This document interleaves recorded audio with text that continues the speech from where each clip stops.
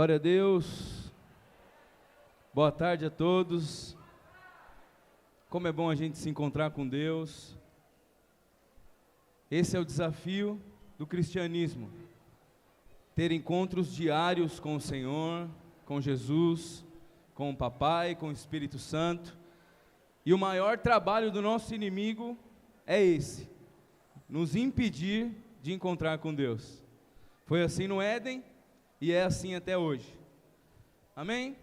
Para quem não me conhece, sou o pastor Diogo, eu sou marido da pastora Paula, pai dos presbíteros Felipe e Nicolas, discípulo dos pastores Rairine e Carmen, e estou muito feliz de estar aqui essa tarde, trazendo essa palavra tão poderosa, dando continuidade.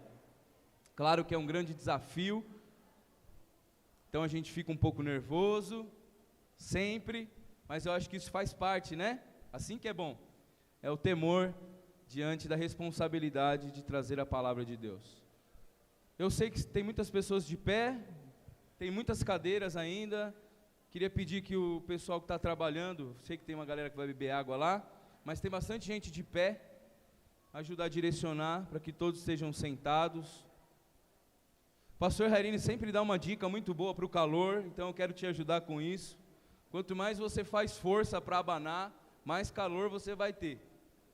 Então, o que acontece? O suor, ele vai fazer o trabalho de refrigerar aí o seu corpo, de deixar você relaxado. Então, fique em paz, amém? Vamos fechar os nossos olhos, vamos orar. Senhor Jesus, estamos aqui, Senhor. Estamos aqui e é muito bom fazer parte desse povo que na face da terra está dando uma resposta para o Senhor, Pai. Que se coloca diante de Ti, para ouvir a Tua voz, para aprender de Ti, com um coração quebrantado, com um verdadeiro desejo, Senhor, de ser transformado por Ti. Nos juntamos, nos unimos agora, Senhor, a todas as igrejas, que em Teu nome se reúnem, Senhor, que Te amam, que reconhecem que o Senhor é o nosso Deus, o nosso Salvador, o nosso Libertador, o nosso Discipulador. E nós queremos, Senhor, ser para essa geração que o Senhor nos colocou, queremos ser uma resposta, Senhor. Uma resposta calada, uma resposta de bom testemunho e uma resposta também, Senhor, de pessoas que quando abrem as suas bocas, falam aquilo que está no teu coração, aquilo que o Senhor pensa, aquilo que o Senhor sente, e não pregam sobre si mesmo, Senhor, mas pregam a Tua palavra com coragem. E esse é um assunto desse, Senhor, que é necessário coragem, porque nós estamos agora, Senhor, denunciando esse espírito, esse demônio, Senhor, essa potestade, esse domínio das trevas, que tem, Senhor, nos impedido, Senhor, de avançar, de viver intensamente aquilo que o Senhor nos convocou para viver, a soberana vocação, o chamado, a obra de Deus, o ministério. Seja ele, Senhor, ao começar na nossa casa, Senhor, desenvolvendo um sacerdócio, cumprindo com o propósito do pai, da esposa, dos filhos. Seja esse trabalho, Senhor, que é desenvolvido lá onde nós trabalhamos, na nossa empresa, onde for, Senhor, nós estamos trabalhando, Senhor, ministerialmente, porque muitos de nós acham que fazer ministério é na hora da célula, é na hora de algum evento programado, mas nós temos entendido, Senhor, que o nosso chamado é para onde nós estivermos, nós pregarmos o Teu Evangelho com o nosso testemunho e com a boa palavra de vida, que cura, que restaura, a boa semente do Evangelho. Então nós agora, Senhor, declaramos sobre esse espírito de preguiça, porque muitos têm preguiça, Senhor, até mesmo de ouvir um sermão, de anotar, de parar para ser, Senhor, desafiado, porque dá trabalho isso, Senhor. Dá trabalho fazer uma checagem profunda de onde nós estamos acerca dos textos e da mensagem que vai ser pregada, Senhor. Então tira de nós, Senhor, essa preguiça que tem, Senhor, nos impedido de mudar, e por isso não temos tido atitudes muitas vezes, Senhor, porque não temos tido ânimo nem para pensar, Senhor, nem para desenvolver uma linha de raciocínio, para entender um pouco mais das doutrinas que o Senhor nos trouxe. Fala conosco, nós desafiamos os teus inimigos, Senhor, luta por nós, envia os teus anjos para esse lugar, para que nós sejamos curados por essa palavra. A ideia não é que nós saibamos sobre preguiça, a ideia é que nós saiamos daqui, dispostos, animados, Senhor, para cumprir as tarefas que o Senhor tem confiado a nós. Fala conosco em nome de Jesus, amém. Glória a Deus. Bom, aleluia. Estamos no nosso terceiro sermão sobre esse assunto. Pastor Denis iniciou aí, falando para nós da preguiça como uma falta de sabedoria, como uma desinteligência. O preguiçoso, ele tem uma tendência à burrice, à ignorância. Por quê, irmãos? Porque ninguém nasce sabendo. Você entende isso? Que ninguém nasce sabendo todas as coisas. Que nós precisamos aprender, e aprender dá trabalho.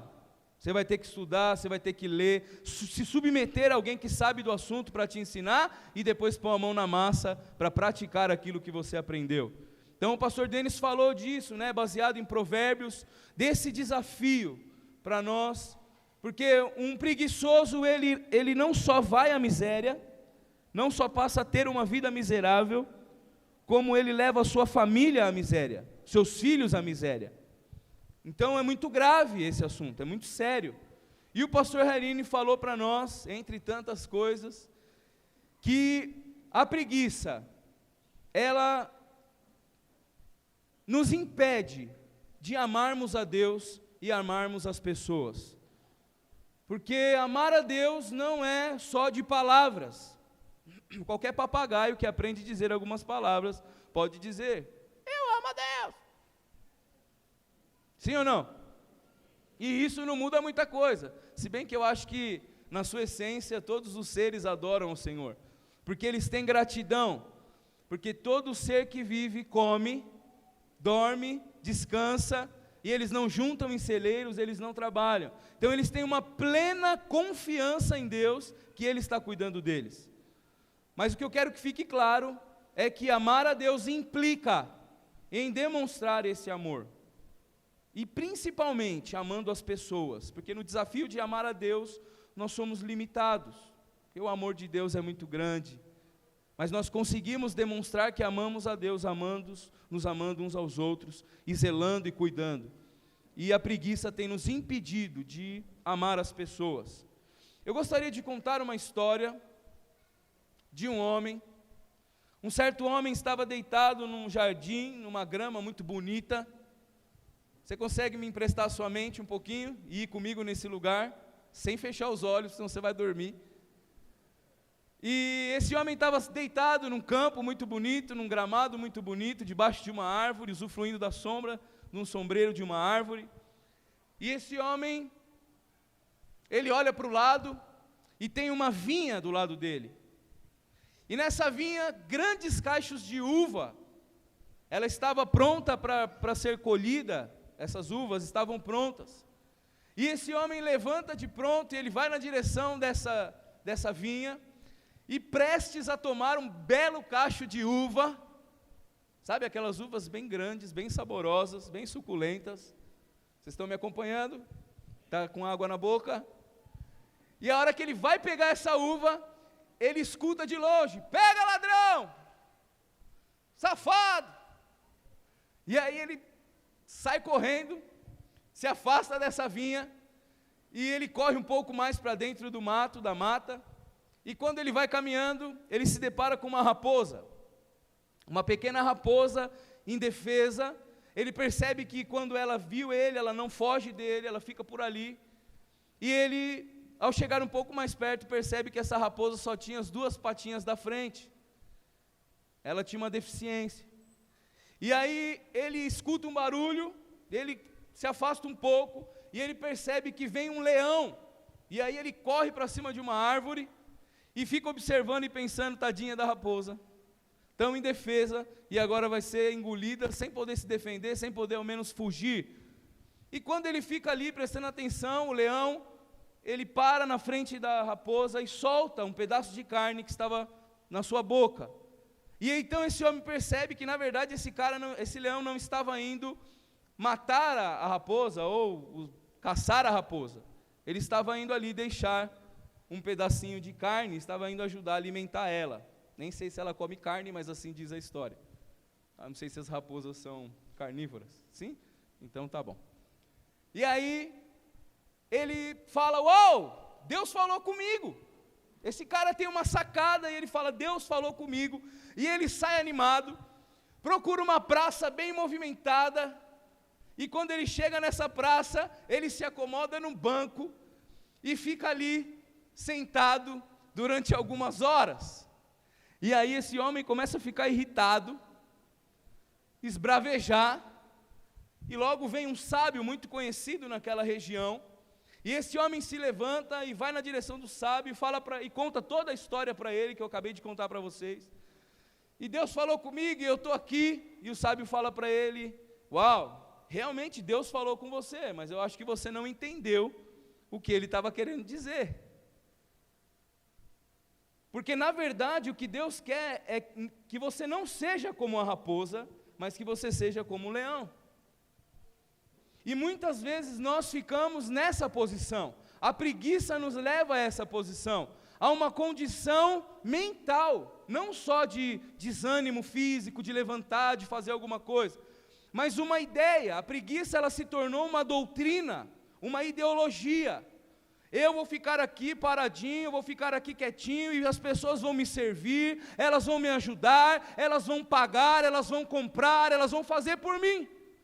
E principalmente dentro do cristianismo, infelizmente, por haverem muitas pessoas generosas no nosso meio, há uma tendência das pessoas desprovidas da boa vontade ficarem ali esperando serem servidas, serem ministradas, alguém dar comida, alguém dar roupa, alguém pegar na mãozinha, alguém ajudar.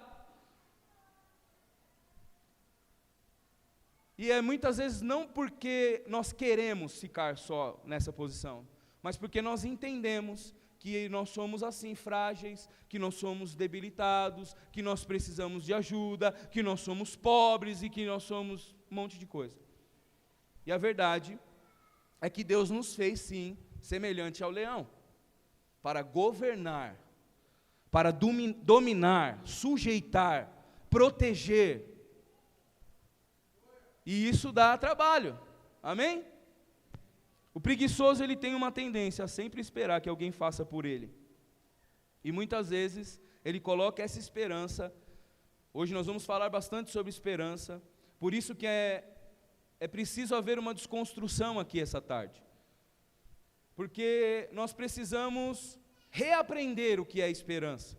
Porque nós depositamos a nossa esperança no fato de que alguém vai nos socorrer. E a verdadeira esperança é que eu vou socorrer alguém. Eu vou ajudar alguém. Eu vou promover libertação, cura, salvação, reconciliação.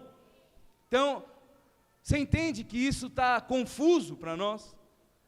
Que muitas vezes em tempos difíceis a gente fica ali esperando e conta que isso seja algum tipo de esperança, mas isso está muito mais para a preguiça do que para a esperança bíblica.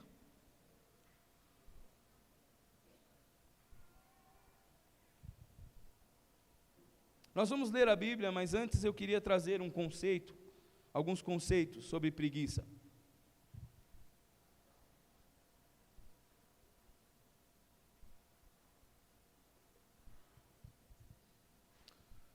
Bom, o primeiro conceito é que normalmente o preguiçoso ele vive por necessidade. Existem basicamente, dois tipos de pessoa, dois tipos de cristãos. Irmão, deixa eu falar um negócio aqui, antes da gente mergulhar nisso. Muito importante. Que o mundo viva no pecado, nós já sabemos, amém? O mundo vive distante de Deus, o mundo vive uma vida de pecado e peca deliberadamente e não se preocupa com isso. Agora, o grande problema da preguiça não está lá fora, com os outros. O grande problema da preguiça está em nós, dentro da igreja. Porque você imagina não, o fato é que a igreja é o corpo de Cristo. E a menos que seja um ser bizarro, a igreja, ela não é um ser sem cabeça, um corpo que anda por aí sem cabeça. Nós somos um corpo perfeito, um corpo completo, onde Cristo é o cabeça. Então essa é a pessoa que é a igreja, que tem como corpo o povo de Deus e tem como cabeça Cristo. Então quando a igreja para, Cristo para. O problema é que a gente não enxerga a gravidade das coisas, porque infelizmente a gente não tem o hábito de pensar, ou de ser profundo em alguns assuntos. A gente fica esperando que alguém venha e traga a refeição, e traga a comida. Muitos de nós não têm hábitos de estudar profundamente, mas eu creio que Deus está mudando isso, porque nós temos provado disso, as nossas escolas estão cheias.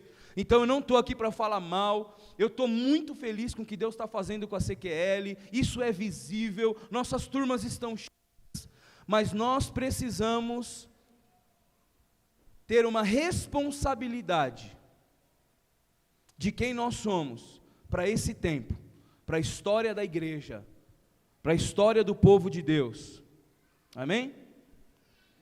Então, tendo em vista isso, irmãos, o preguiçoso, ele vive por necessidade, porque ou ele não tem força, ou ele está traumatizado. Eu até falava com o pastor há pouco, que estudando esse assunto eu percebi que nem todo preguiçoso é um desanimado de fato. Não é aquela preguiça, perdão os nossos adolescentes, mas aquela preguiça adolescente, aquele sono inesgotável. Uma vontade de dormir uns 5 dias sem parar. Sim ou não? É, não é verdade? Você dorme e nunca está bom, você quer dormir mais. Isso passa, viu?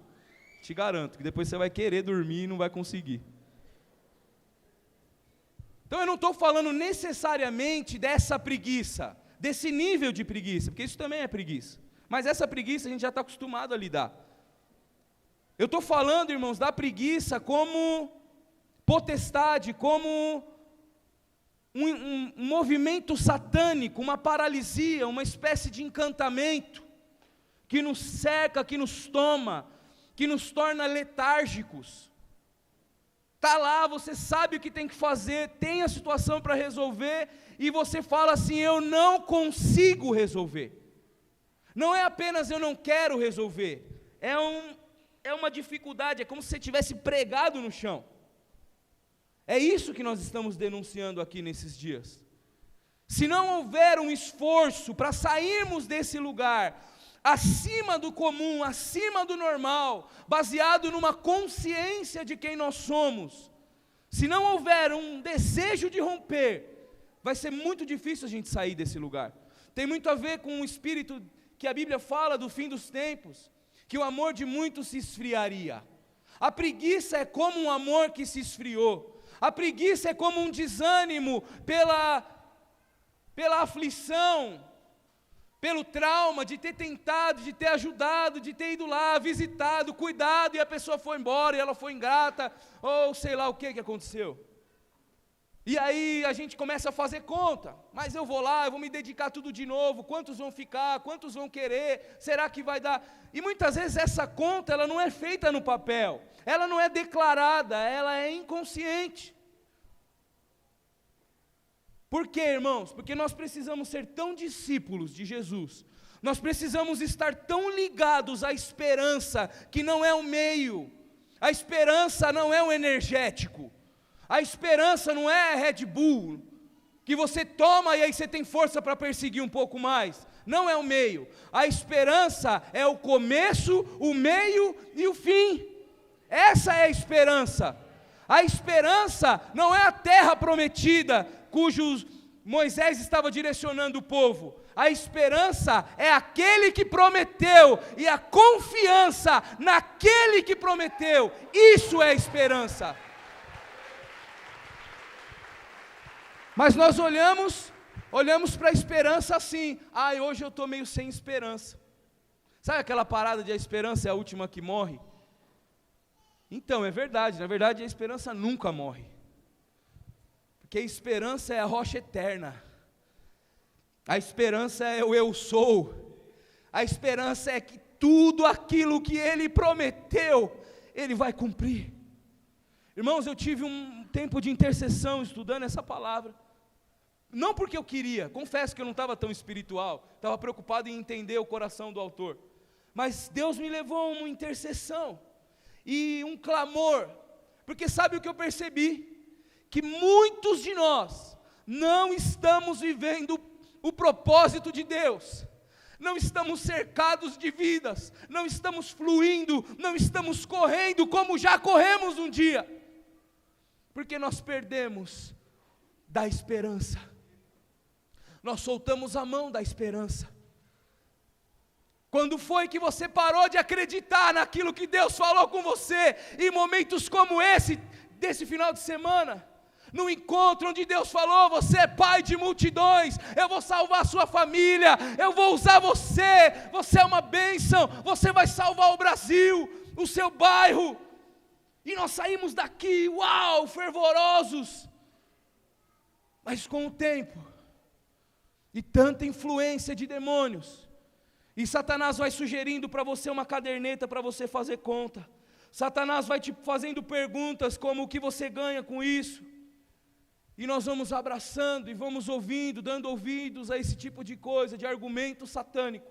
E quando nós percebemos, irmãos, estamos tocando com a barriga. E a barriga vai crescendo para ajudar esse trabalho de tocar com a barriga, ela cresce. E eu te garanto que quando você parar de tocar com a barriga, há uma tendência da barriga diminuir, porque você vai correr mais. Quantos estão entendendo, irmãos, a gravidade desse assunto? Deus tem uma promessa para a sua vida.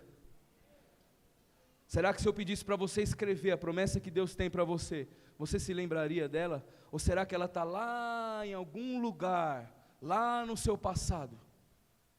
Porque o tempo passou. Você sabe qual é o maior engano da preguiça? Relacionado à esperança? Eu não estou vendo nada acontecer. Esse é, sem sombra de dúvidas, o maior engano. Porque nós não fomos chamados para ver. O chamado cristão, chamado da vida com Deus, é um chamado de fé.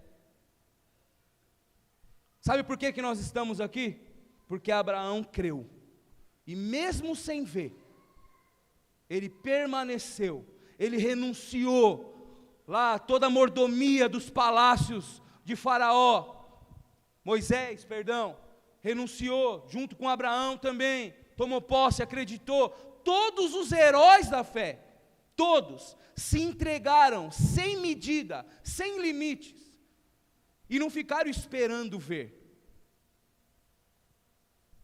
Não interessa como vai ser, quando vai ser. Essa igreja vai alcançar o número de 92 mil pessoas. E nós vamos trabalhar por isso todos os dias, animados. Nós vamos fazer o que Deus mandou a gente fazer. Ah, mas quando vai ser esse dia? Essa agenda não fica comigo, não fica com você. Datas é com Deus, Ele sabe. Mas pastor, não é difícil trabalhar sem ver? Depende para onde você está olhando. Porque se você olhar para quem está do seu lado, você não precisa ver mais nada. Não interessa quantas pessoas vieram na célula, não interessa como que está fluindo, quantos vieram no encontro, lógico, devido ao trabalho de cada um. Não interessa se você trabalhou, você não trabalhou, é bom sim, você dá uma...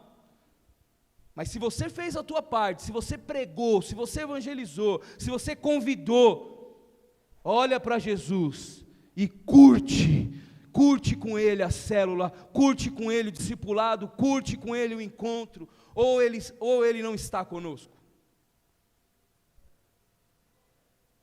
O cristianismo tem que pôr à prova as nossas motivações. Por quê? Por que nós estamos fazendo o que nós estamos fazendo? Todo cristão tem que se fazer essa pergunta. que talvez você parou de fazer célula porque Deus te chamou e está fazendo para ter uma célula grande. E aí você não está vendo o resultado e por isso está desanimado, preguiçoso. Qual é a diferença sua para uma rede, para um pastor bem-sucedido? Qual é a diferença? Lógico, irmãos, Deus deu para alguns 5, para outros 3 e para outros 1. Nós entendemos as medidas de Deus, mas isso não pode servir como argumento para a preguiça. A nossa diferença para quem está conquistando, para quem está avançando, a minha diferença é a preguiça, irmãos. Algumas pessoas não são levadas pela preguiça, ou são menos levadas, porque deixa eu te falar, se você está achando que essa palavra não é para você, todos nós somos preguiçosos, todos. Você pode não ter preguiça naquilo que você gosta de fazer, e aí você desenrola, você faz bem, você está feliz da vida, mas aquilo que vai te exigir sacrifício, que você não gosta tanto, todos nós somos preguiçosos. Por que a gente não está tão bem fisicamente? Eu estou falando não só de nós, falando do Brasil e do mundo, porque o número de obesos aumentou no mundo inteiro. Por que nós não estamos tão bem? Irmãos, os gordinhos são os que mais sabem de dieta, os que mais sabem de técnica de academia. Nós somos fera nisso. Por quê, irmãos? Porque dá muito trabalho e é muito ingrato. Você faz academia 1 ano para ficar mais ou menos. Você fica 1 mês sem treinar, volta tudo de novo. Então, como que se faz academia? Esquece a agenda, estilo de vida, não interessa. Eu vou lá todo dia, porque eu preciso ser um veículo útil para o Senhor até o fim. Então, para eu estar bem até o fim, eu preciso de músculo para proteger meu osso, não para ficar bonitão, fortão, boladão. Preciso de músculo para proteger meus ossos. Eu preciso de ânimo, que é uma caminhada, uma corrida, como chama o que ela faz? Devagar, está muito pesado para carregar. Então são muitos motivos, amém?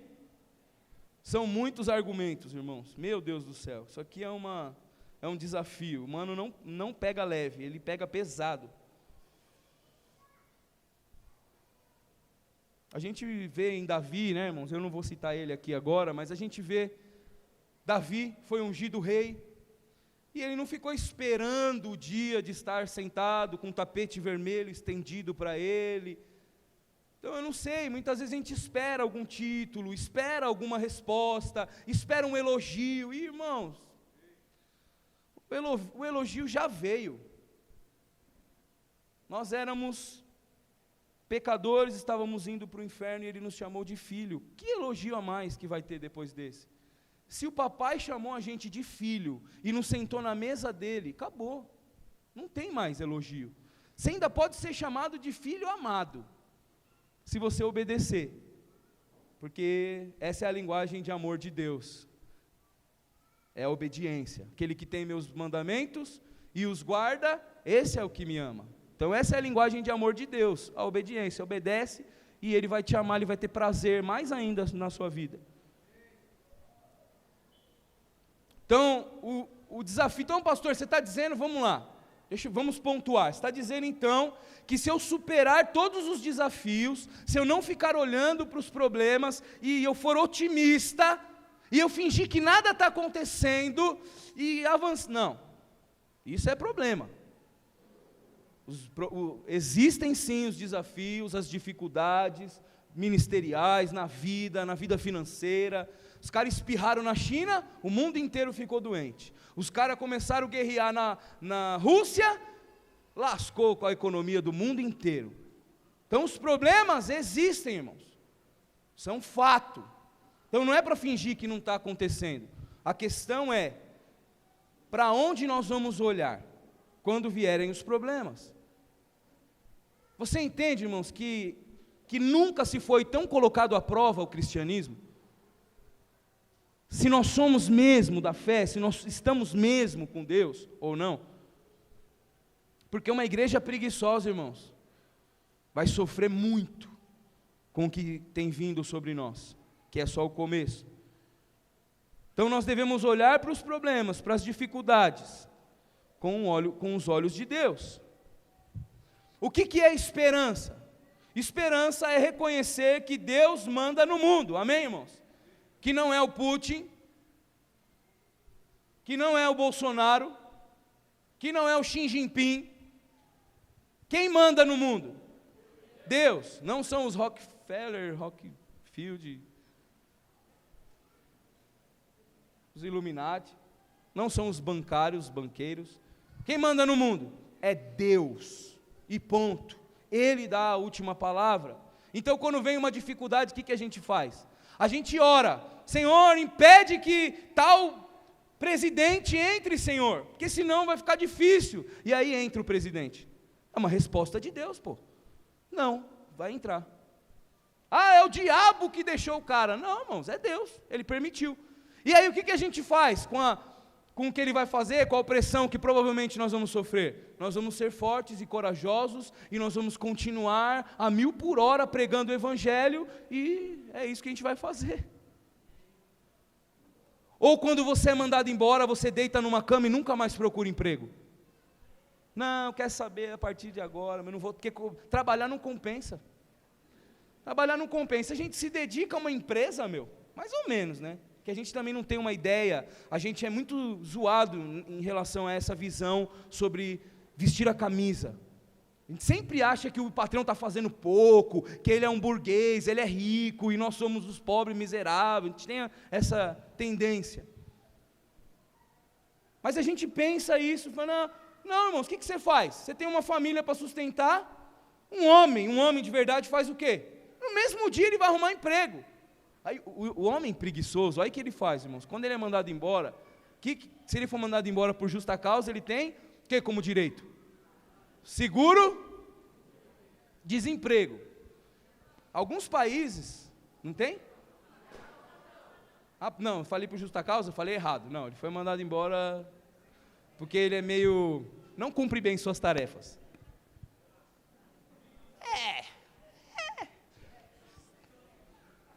E aí foi mandado embora. Aí ele vai receber o seguro-desemprego. Aí o que ele faz nesse período? Nada. Recebendo, doido, faz dívida, né? O que ele faz nesse tempo? Ele gasta esses 6 meses que ele vai receber. Irmãos, é o que eu falei, quanto ao mundo lá fora pensar assim, eles não sabem quem eles são.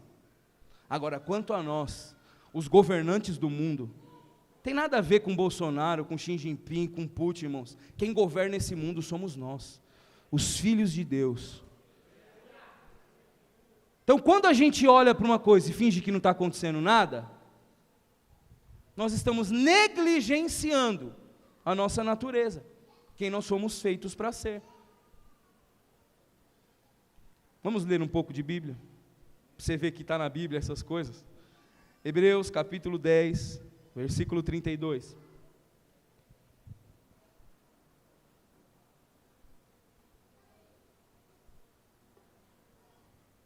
Lembrem-se dos primeiros dias, depois que vocês forem iluminados. Olha que Deus bonzinho, irmãos. Olha que da hora. Se lembra dos dias, dos primeiros dias, depois que vocês forem iluminados, porque antes estava zoado mesmo, não estava enxergando nada. Depois que vocês foram iluminados, quando suportaram muita luta e muito, ou seja, sempre foi assim, sempre vai ser assim. Ah, só eu sofro, só eu que passei dificuldade. Irmãos, muitos foram abusados, muitos foram abandonados, muitos foram tratados com violência, muitos foram desprezados e rejeitados. Não foi só você e não foi só eu. Amém? Mas aí Jesus morreu e levou sobre si toda a rejeição, todo o abuso, toda a maldição, foi sobre ele.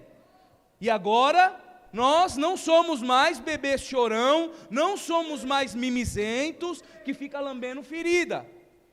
Agora nós somos homens e mulheres de Deus, a imagem de Jesus e não a imagem de Adão. Então, nós podemos suportar lutas e sofrimentos. Sim, nós podemos. Algumas vezes vocês foram expostos a insultos, tribulações, em outras ocasiões fizeram-se solidários com os que assim foram tratados.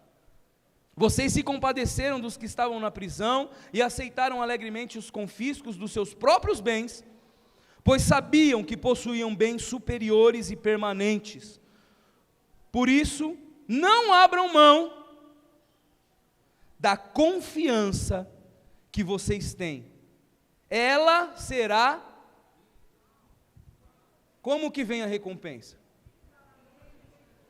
Como que vem a ricamente recompensa? Pela confiança. Você percebe, irmãos, que o prêmio é a confiança. O prêmio não é passar treta, o prêmio não é que vai ficar tudo bem, o prêmio não é... Não, irmãos, o prêmio é a esperança. Esse é o prêmio. Porque como vive o mundo lá fora? Sem esperança. Cristo em nós, esperança. Sem Cristo, sem esperança. Depois de Cristo, com esperança. Então um dos nomes de Cristo é esperança. Cristo em nós é a esperança, é a confiança absoluta de que, passando o que tiver que passar, Ele está comigo. E ainda que eu morra, como morreram os apóstolos, porque a gente fala pouco disso. Porque a morte que está sendo proposta para nós hoje é diferente deles. A gente não está sendo cerrado ao meio. Algumas pessoas ainda sofrem assim, violentamente. Mas a nossa morte é diária, irmãos. Percebe? A nossa morte não é quando vem alguém e corta a nossa cabeça. A nossa morte é quando a gente renuncia, é quando a gente entrega, é quando a gente segura as coisas aqui desse mundo com mão leve, porque uma hora ela está na sua mão, outra hora ela não está, e está tudo bem, porque a nossa riqueza não está aqui, onde a traça corrói, a ferrugem corrói.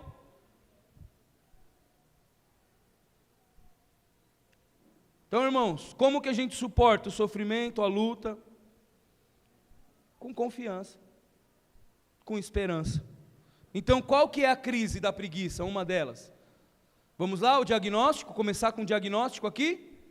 Qual é a crise da preguiça? Falta de esperança. Uma das. Perdemos a esperança. Antes dessa palavra, quando eu sentia que eu estava sem esperança, eu falava, estou meio sem esperança. Amanhã volta, né? Você lê um pouco mais, você dá uma chorada no culto, você ora, ouve um pouco de Cirilo. Permite que a palavra que o pastor está pregando entre no teu coração. Mas não, irmãos, esperança é caso de vida ou morte. A esperança, perdeu a esperança, começou agora, irmãos, uma queda. Uma queda em todas as áreas. Por que alguns casamentos ficam aquela lenga a vida inteira? Porque perdeu a esperança.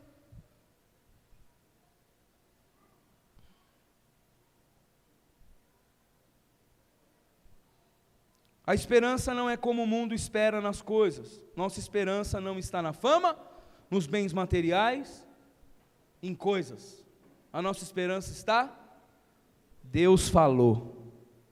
Irmãos, deixa eu falar um negócio, a gente tem uma boiada muito grande, viu? Porque Adão nunca tinha provado de uma sentença de Deus. Presta atenção que eu vou falar.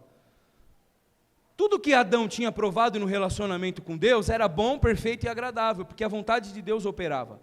Mas quando Adão peca, ele prova da sentença do não. Ele começa a provar da morte, ele começa a provar agora da independência, da dificuldade.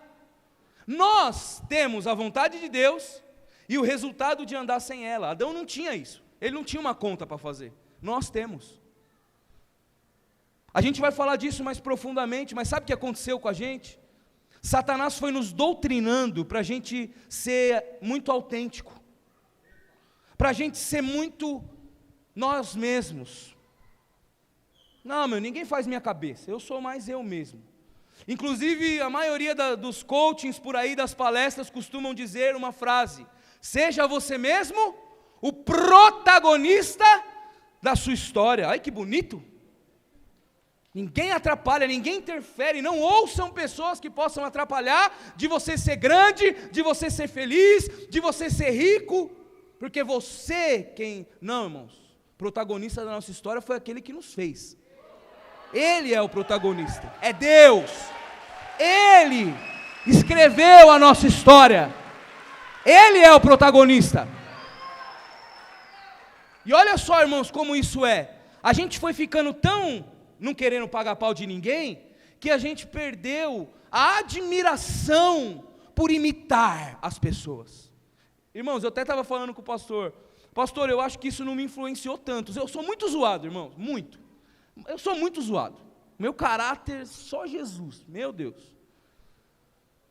Mas nisso, por ter nascido numa igreja como essa, e por estar na situação que eu estava quando eu vim para Jesus, com a plena convicção de que sozinho eu estava me matando, eu falei, fala aí, fala, o que tem que fazer?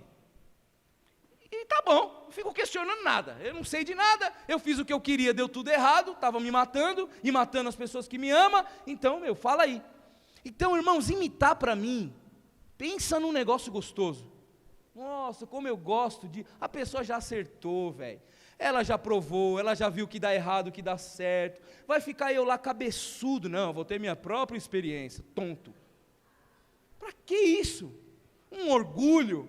Mas eu entendo, irmãos, que de novo, não é um negócio superficial. É uma doutrina que foi sendo estabelecida através da política, através da mídia, através da educação. É proibido proibir.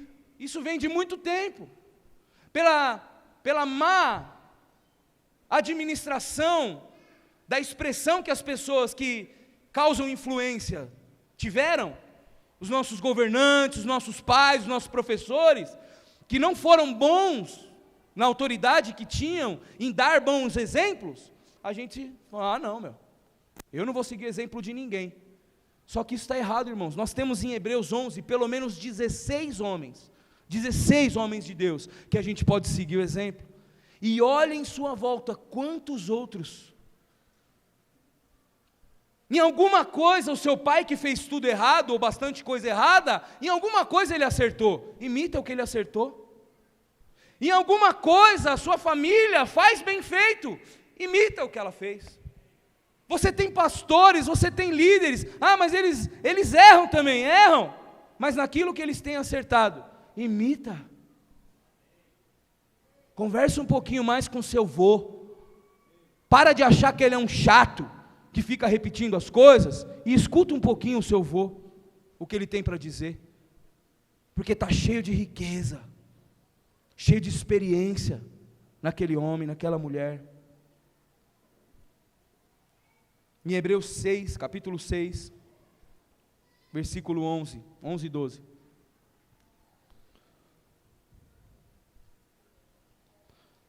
Foi? Falhou? Hebreus 6? Tá. Nosso desejo é que vocês continuem a mostrar essa mesma dedicação. Irmão, você percebe que a carta de Hebreus parece que o escritor, que há quem diga que foi o apóstolo Paulo, ninguém sabe ao certo, ele está aqui insistindo com os caras. Parece que essa pregação, essa série, estava ali, os escritores de Provérbios e Hebreus e alguns outros se juntaram e falaram assim, mano, vocês perceberam como a igreja está devagar, velho, como os servos de Deus estão meio devagar? A gente precisa escrever alguma coisa, precisa pregar sobre isso, velho. A impressão que dá é essa, porque olha só, irmãos, por que alguém escreveria isso? Nosso desejo é que vocês continuem a mostrar essa mesma dedicação até o fim. Ou seja, e aí, CQL, será que a gente não deu uma diminuída no ritmo? Será? Talvez. Que a gente não deu uma segurada, puxada no freio de mão, para que tenham a plena certeza da sua... Olha aí, irmãos, de novo. Quando você continua mostrando a sua dedicação até o fim, aí você vai ter a plena certeza da esperança. Você não pode dizer que você tem esperança ainda.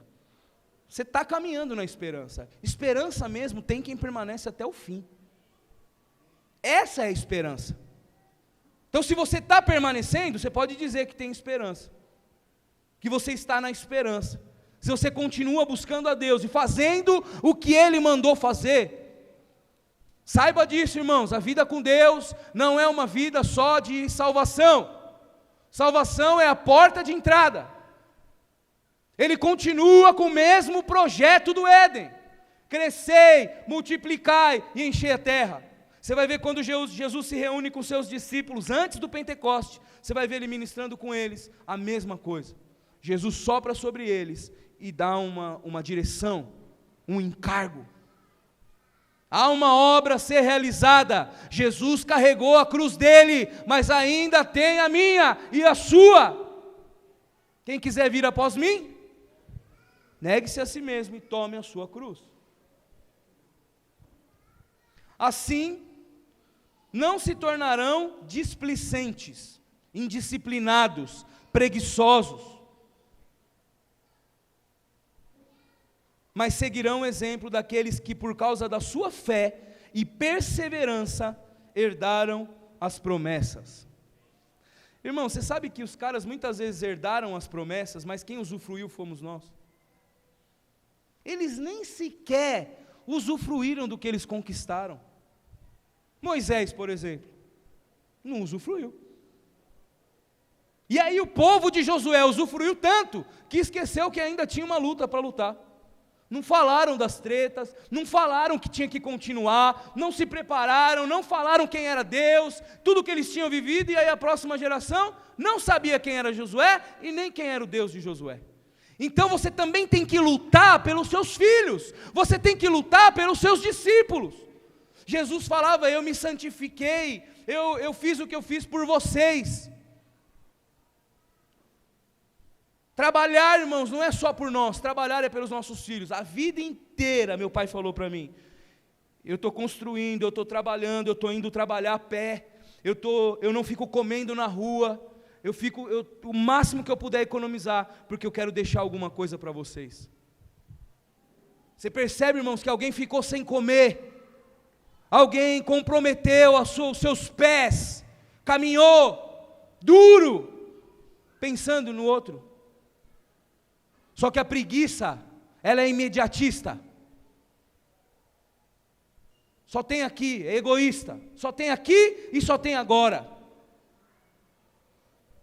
Como chama aquele profeta que pediu para viver mais um tempo?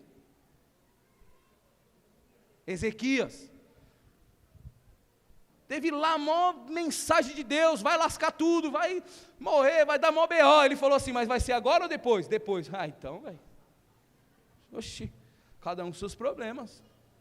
Por quê? Porque ia dar maior trabalho corrigir os filhos, ia dar maior trabalho colocar a casa em ordem. Você não quer ter trabalho de colocar a sua casa em ordem?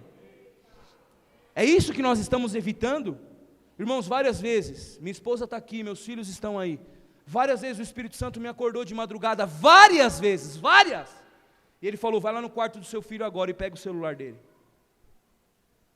Ah, mas agora, Senhor, poxa, o Senhor me atrapalha. Você sabe que quando eu acordo, depois é mó treta para dormir, meu. Poxa, eu vou lá, aí vai que está mesmo acontecendo alguma coisa, velho. Puxa, aí mó treta, aí já não durmo mais. Quer saber? Boa noite, Senhor. Não. O que eu fazia? Sem escovar os dentes, que é para quando você falar de pertinho, a pessoa sentiu cabelo desse tamanho, um olhão assim de quem foi acordado pelo Espírito Santo. Todas as vezes, meu irmão, se eu não tivesse obedecido, meus filhos tinham entrado em engano, eles tinham sido roubados, eles estavam sei lá em que situação nas garras de Satanás. Todas as vezes, todas as vezes. E eu não estou só falando de mexer no celular de madrugada, está vendo coisa errada, é estar falando errado, é estar sendo encantado, está ali ouvindo doutrinas de demônios, está sendo seduzido pela serpente. Irmãos, eu tenho para mim uma coisa, eu tenho uma certeza, uma convicção, que Adão sabia que tinha coisa errada, que Eva estava dando ideia para a serpente, mas ia dar muito trabalho.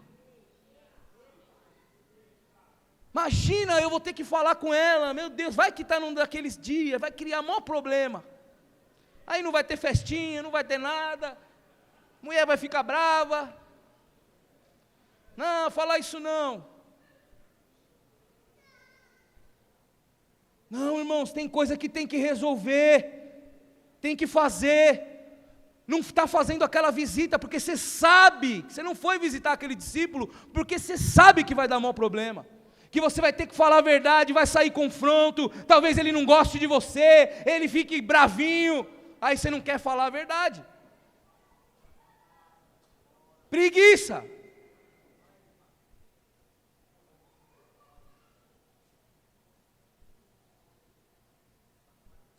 Toda vez que um pregador pregar para você, promessa de Deus, sem sacrifício, sai fora desse pregador.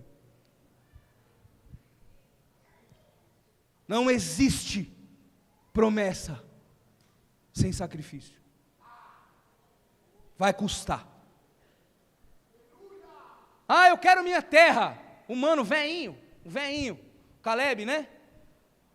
Veinho, 85 anos. Aí a gente pensa ele chegando aqui assim, o maluco era com a espada, mano, vestido de soldado. Foi então, trocar uma ideia aqui. Uma promessa aí, já lutamos, já vencemos, agora eu acho que as coisas estão um pouco mais tranquilas. Será que dá para a gente ver aquela promessa lá? Filho, você tem certeza? Aí, né, você está 85 anos, assim, eu sou como um jovem. Pode mandar que eu vou lá e vamos. Mas aí tem uma galera lá, a gente resolve isso aí.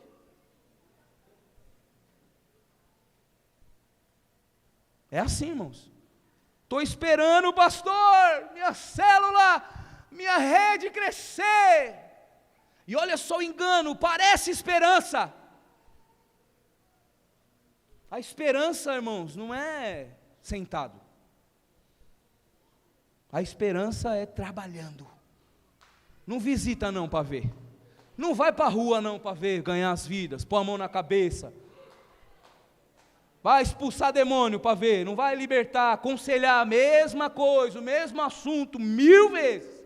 Na 1001 funciona, mas se você parar na 999, você não está ajudando o cara. Mas eu ajudei 100 vezes, então na 101 talvez ia entrar.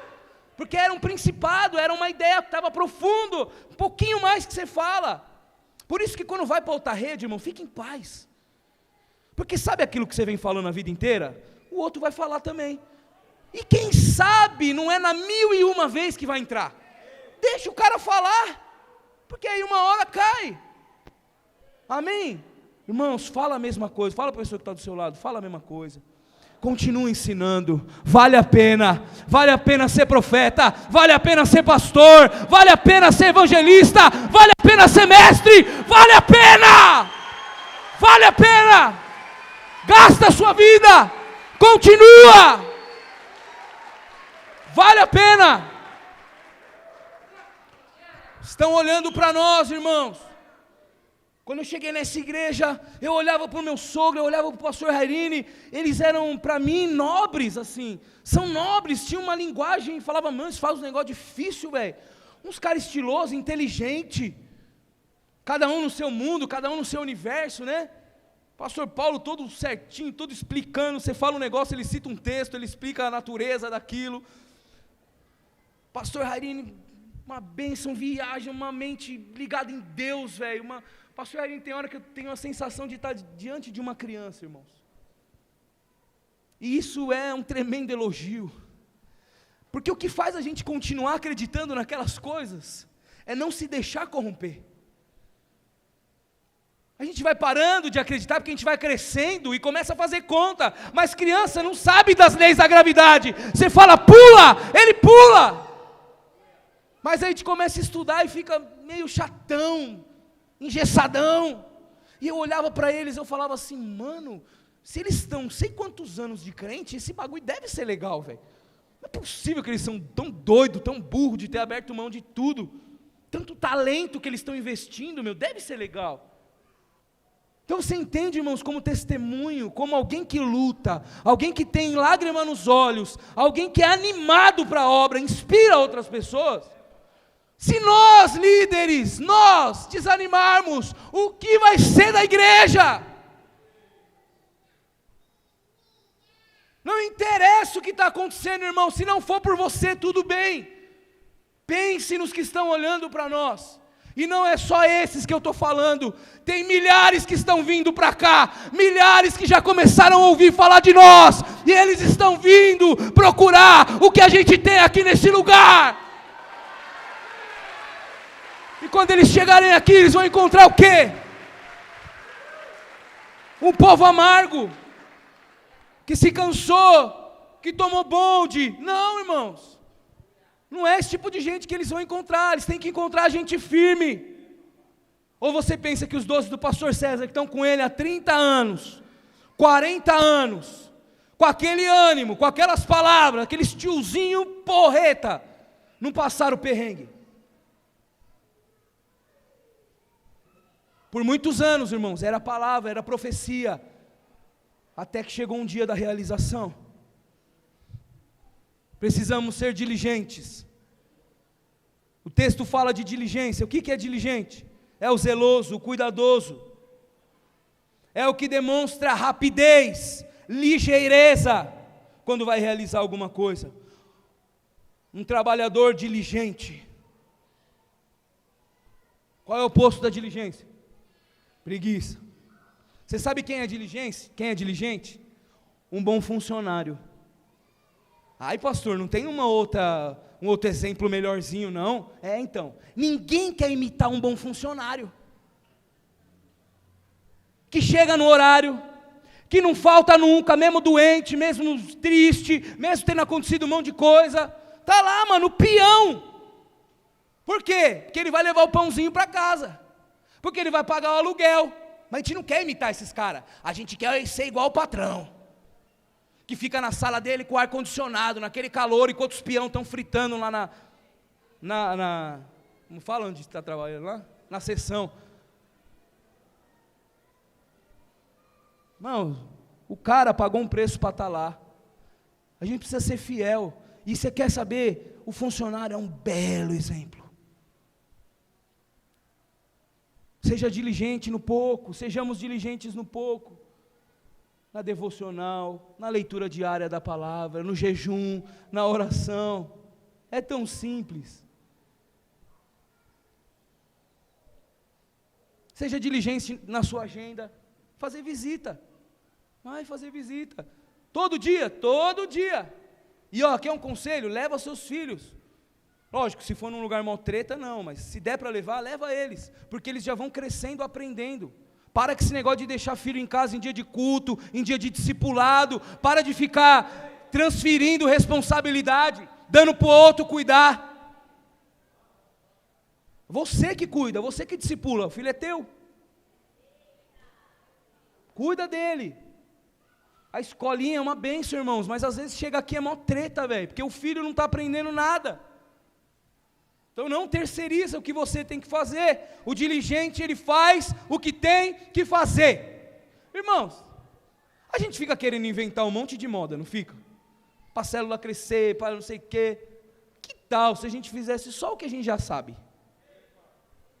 Não vamos inventar mais nada por enquanto. Só o que a gente sabe. Já daria um caldão, não daria? O diligente é essa pessoa, ela é simples. Ele obedece, ele continua sempre fazendo a mesma coisa, todo dia, ora, chora na presença de Deus. Nunca ele se cansa de chorar, de se quebrantar. Nunca ele acha brega esse tipo de coisa. Presta atenção, irmãos, porque a demora para responder, escuta bem o que eu estou te dizendo.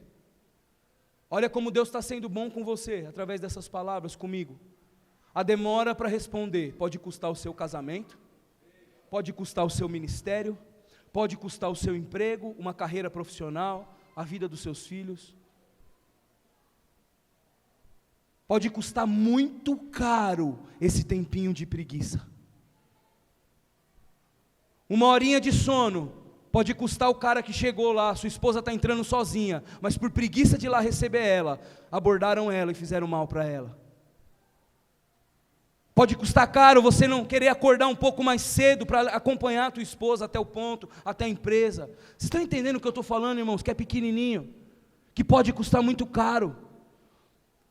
Aquela visita que você não fez, aquele cara, ele ia ser seu braço direito, juntos vocês iam ganhar muitas vidas para Jesus.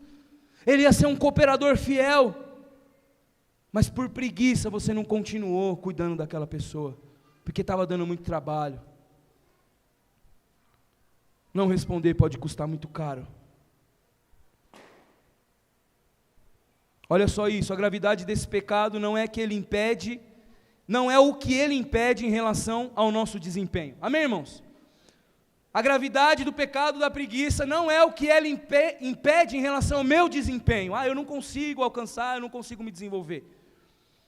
Mas o que esse pecado impede em relação ao desempenho de Deus. A preguiça paralisa a obra de Deus na nossa vida. Não é sobre o que você não está conseguindo, é sobre o que Deus quer fazer e você não está respondendo. Nós não estamos respondendo.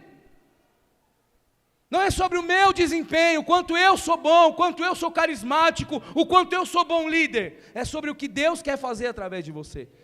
Irmãos, presta atenção. Ninguém nasce pregando bem, falando bem. É raro. Raramente. É um processo, fique em paz. Pastor, tenho falhado como discipulador há 3 anos. Tudo bem, você vai continuar? Então você vai melhorar, velho. Só continua pregando, continua ensinando. Eu sou péssimo mestre, então estuda sobre como estudar. Não desiste não, por favor, continua. Não fica com preguiça baseado no resultado que você teve até hoje. Vai melhorar. Todo mundo melhora. Amém? A preguiça não é terrível porque corrói a nossa confiança em nós mesmos. A preguiça compromete nossa confiança em Deus. Ela tira de nós a certeza. E aí alguém que é sem certeza, irmãos, desculpa. Deixa eu te fazer uma pergunta. Se o seu patrão falar para você que ele não tem certeza se ele vai te pagar, você vai trabalhar o mês inteiro, ele vai falar assim, eu não sei. Talvez sim, talvez não. Você vai todo dia acordar 4 horas da manhã para ir trabalhar, o mês inteirinho. Fala a verdade. Eu conheço uns caras que vai. Mas normalmente, a gente não vai. Sim ou não? Fala, o quê? Todo dia. Sei lá se eu vou receber. E quem vai pagar as contas? Eu vou procurar um outro então que eu tenha certeza. Então, irmãos, por isso as pessoas estão procurando outros deuses, por isso elas estão procurando droga, por isso elas estão procurando a bebida, por isso elas estão procurando imoralidade, porque nesses lugares, pelo menos, tem a certeza de uma brisinha, de um prazerzinho. Se nós perdermos a certeza em Deus, no que Ele é, no que Ele tem para nós, lascou, irmãos. A gente vai começar a se vender. Para o sofá, para a Netflix, para o celular e depois para as drogas, para a bebida, para a imoralidade. Preguiça está tirando a certeza, irmãos. A gente, na verdade, pode ser que nós estejamos com preguiça porque perdemos a certeza. Para terminar, eu quero falar sobre 4 pontos, 4 lições que Hebreus nos ensina. Hebreus 6, que a gente acabou de ler. Primeiro lugar, eu só vou pontuar, amém, irmãos? Eu vou falar basicamente o que eu já falei até aqui, mas eu vou pontuar para você anotar, que pregação de profeta é complicada. Então eu vou facilitar para você. Primeiro lugar, ame a diligência. Ame a rotina. Ame a obediência. Ame a rotina simples de uma vida cristã, que é orar, ler a Bíblia, fazer oração e ter comunhão. Fala assim comigo, orar, ler a Bíblia. O que mais que eu falei? Tem mais um. Jejuar e ter comunhão. Amém? Eu não escrevi e esqueço.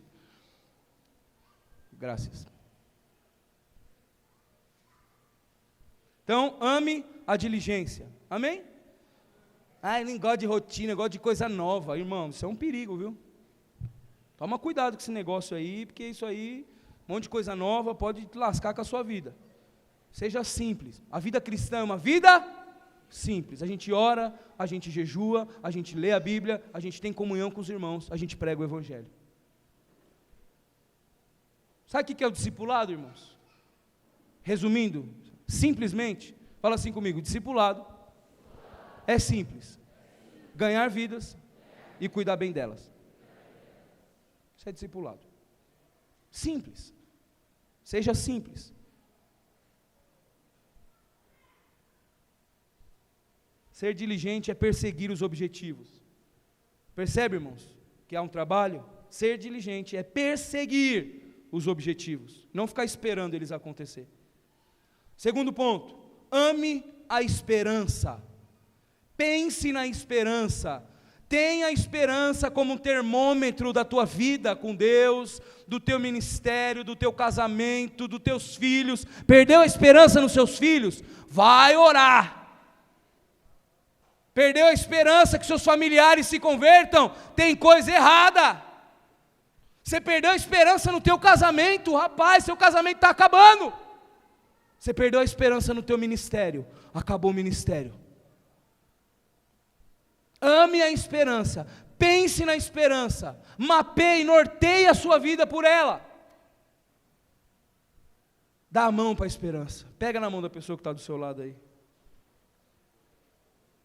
Quando você perceber que você não está sentindo essa mão quentinha, a mão da esperança, volta para ela. Jamais a esperança se desvia de nós, jamais. Nós nos desviamos da esperança. Amém?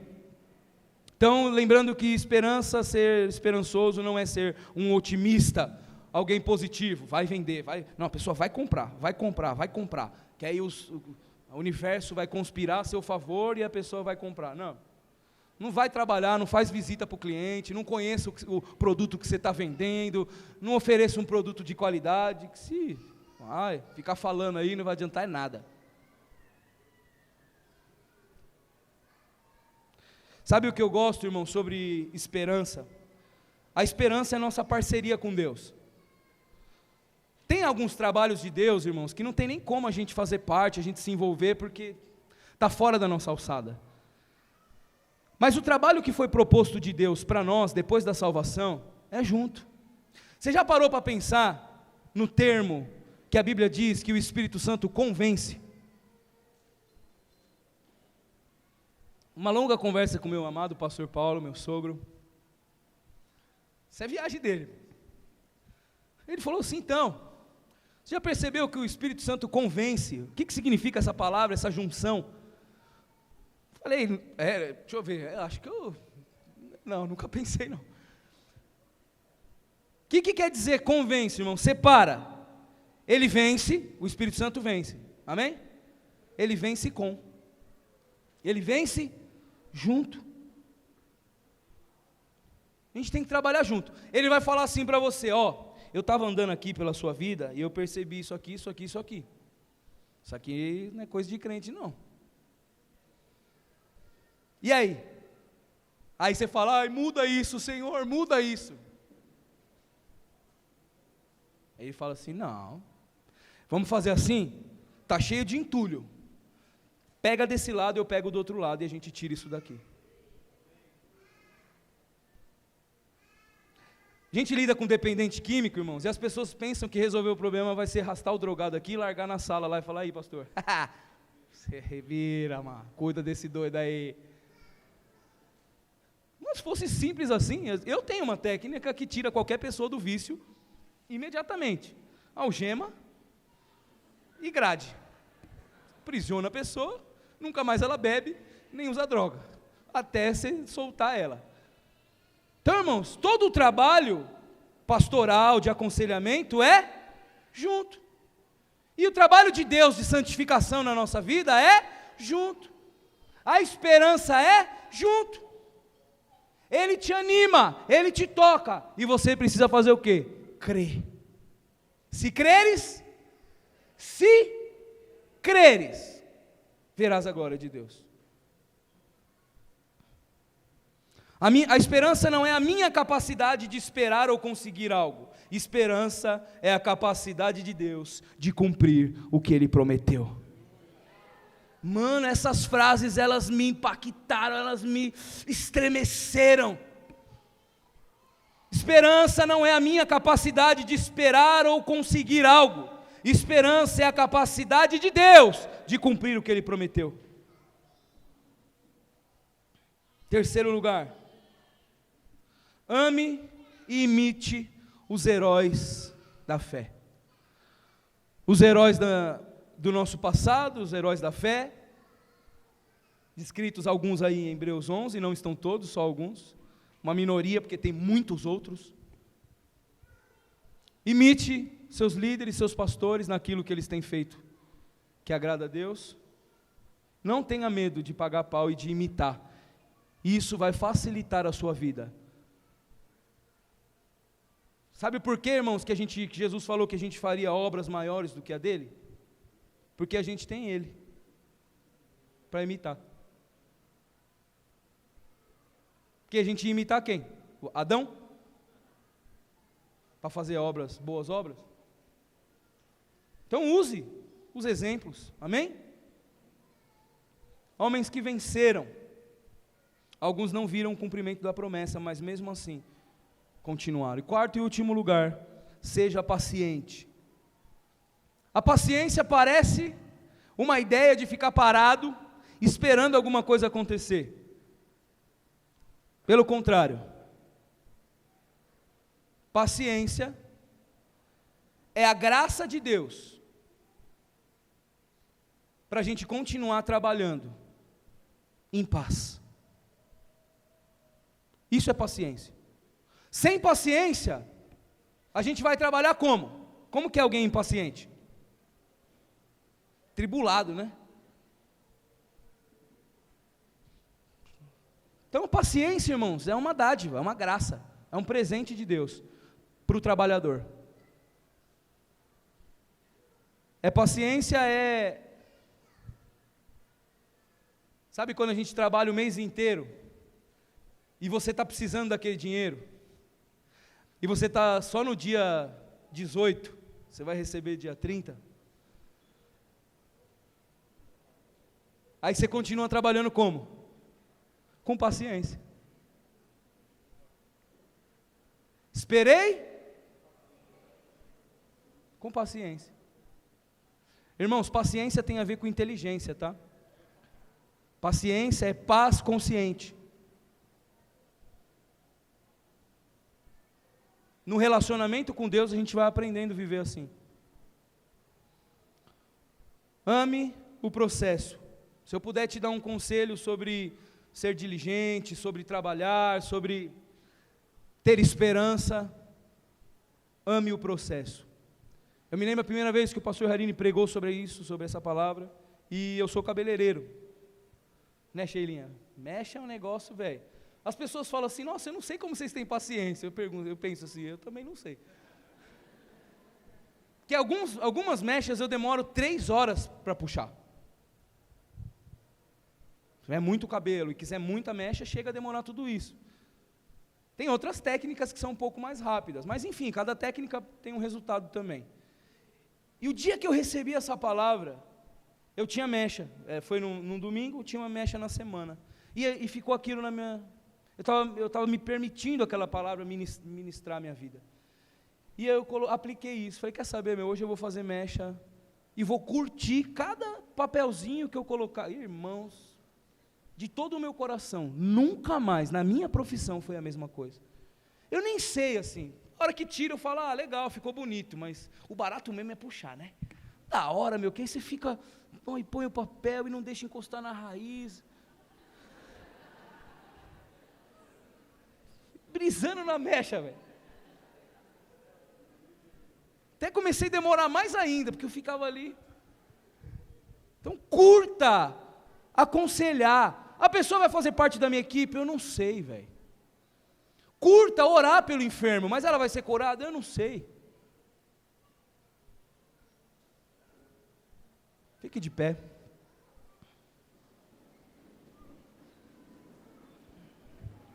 A lição de casa são esses 4 pontos. Amar a diligência, amar seguir os exemplos,